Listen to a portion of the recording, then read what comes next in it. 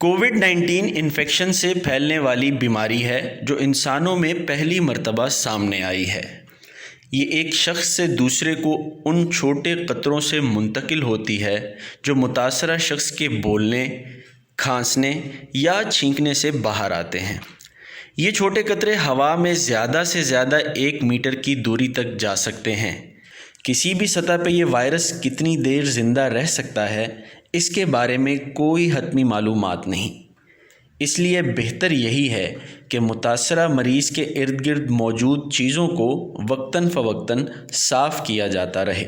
یہ وائرس متاثرہ سطح سے ہاتھوں کو لگتا ہے، اس لیے آپ کو چاہیے کہ آپ اپنے ہاتھوں سے اپنی آنکھوں، ناک اور منہ کو چھونے میں خصوصی احتیاط کریں۔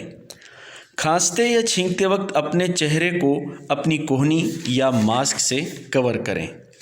اگر ٹیشو پیپر استعمال کریں تو اسے فوراً کچرا دان میں پھینک دیں۔ کورونا وائرس کو پھیلنے سے روکنے کا سب سے مؤثر طریقہ اپنے ہاتھوں کو الکحل والے سینیٹائزرز یا صابن سے دھونا ہے۔ اس طرح آپ کے ہاتھ وائرس سے صاف رہیں گے۔ صحت مند رہیں اور کورونا کو پھیلنے سے روکیں۔ یہ وطن تمہارا ہے، تم ہو پاس باعث کے